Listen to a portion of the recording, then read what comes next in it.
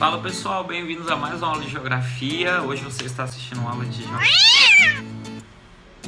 Se é aula de geografia, não tem como estar assistindo a aula de espanhol, né, gente? Isso é complicado. Fala pessoal, bem-vindos a mais uma aula de geografia. E na aula de hoje nós vamos falar sobre a Oceania, alguns aspectos físicos, alguns aspectos demográficos e o nosso foco vai ser Austrália.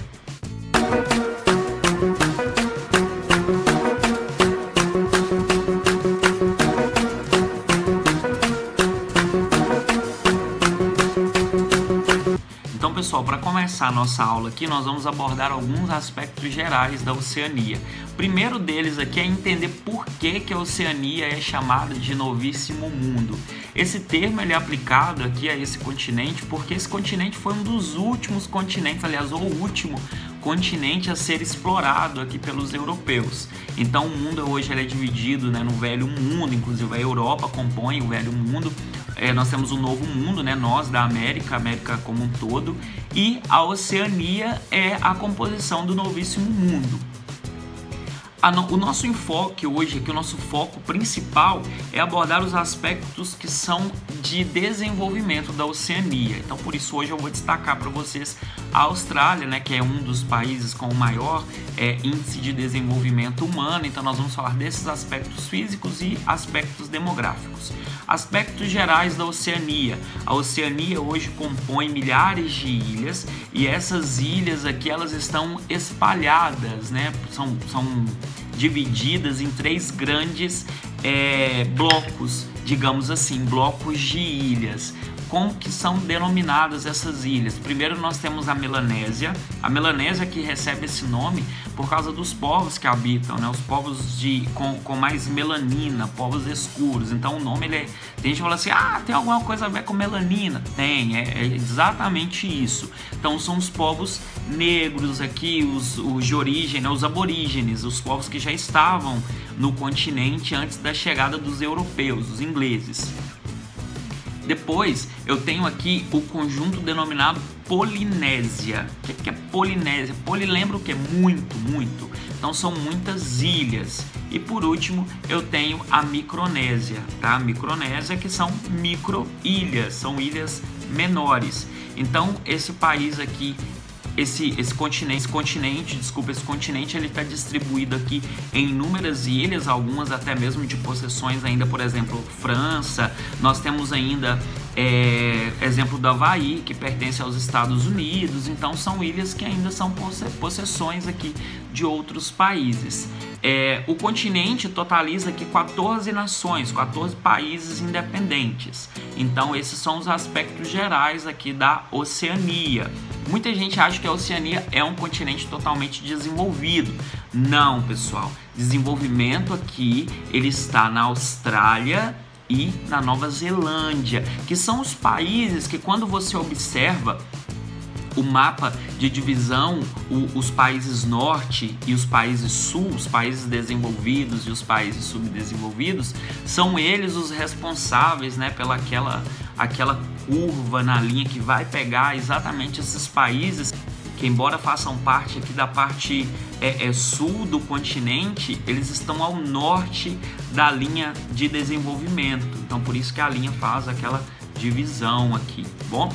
Então é isso, para a gente finalizar aqui esses aspectos gerais, nós não podemos nos esquecer também da ocupação, da questão populacional. O que acontece? Quando os ingleses passam a ocupar as terras, né, que seriam a Oceania, pouco se tem interesses, principalmente no território da Austrália, que é o que a gente vai falar agora. Os franceses meio que crescem os olhos por causa das questões minerais, das riquezas minerais, e isso faz com que os ingleses comecem a tomar uma série de decisões, como por exemplo, mandar pessoas para cá para ocupar. Até então, a Austrália, ela era o que chamávamos de colônia penal, e vinham para cá quem ia cumprir pena, né? Pena de, sei lá, quase que um exílio. Então é isso que acontece. Depois disso, com o passar do tempo, por questões comerciais, eles passam a ter mais interesse e essas pessoas então vêm para cá para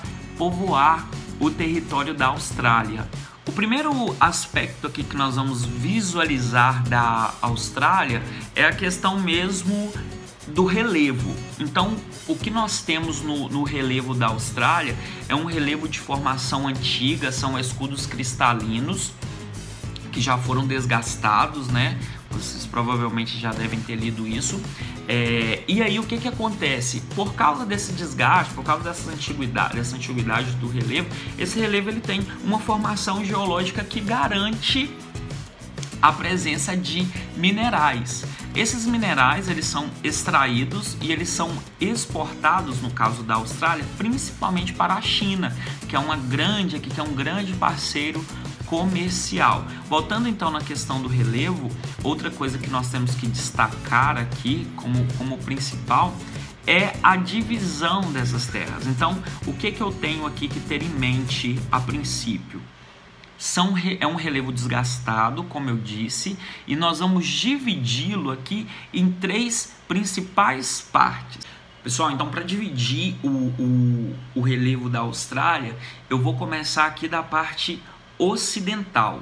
Então na parte ocidental eu tenho o que? O Planalto Ocidental. Qual que é a característica desse planalto?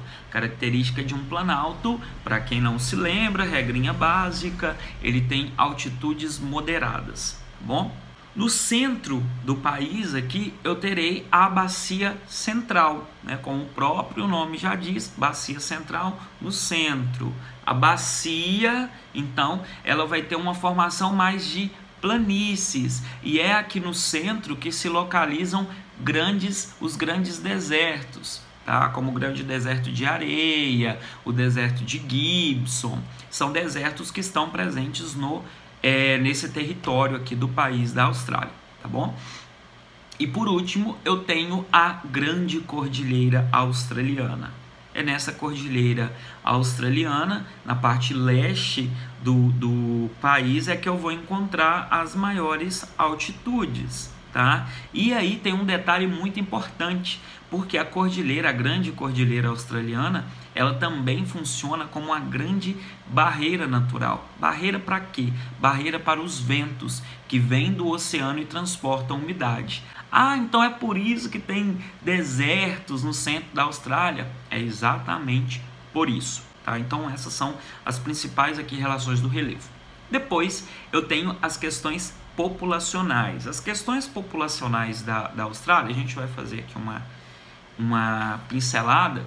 Por quê? Porque elas apresentam aquelas situações de países desenvolvidos. Quais são essas situações? Eu tenho, por exemplo, baixas taxas de natalidade, o que para muitos países aqui vai se tornar um problema. Que problema é esse? Diminuição da população economicamente ativa. Então as baixas taxas de natalidade aqui é um dos principais fatores que compõem a Austrália. Depois eu tenho a elevada longevidade, o número de idosos aqui que tem crescido, e isso eleva também aqueles gastos com a previdência. É importante então destacar que esses dados, que essas características são características de países desenvolvidos. Ao contrário disso, eu tenho países no próprio continente aqui, como de Papua Nova Guiné, que tem características muito contrárias, com taxas de natalidade que são mais elevadas, índices de analfabetismo que são mais perceptíveis, o que não acontece na Austrália. Tá bom, pessoal? Espero ter ajudado, dado uma ajudinha aí para vocês, para a prova, né, para o simulado. E é isso, a gente se vê na próxima.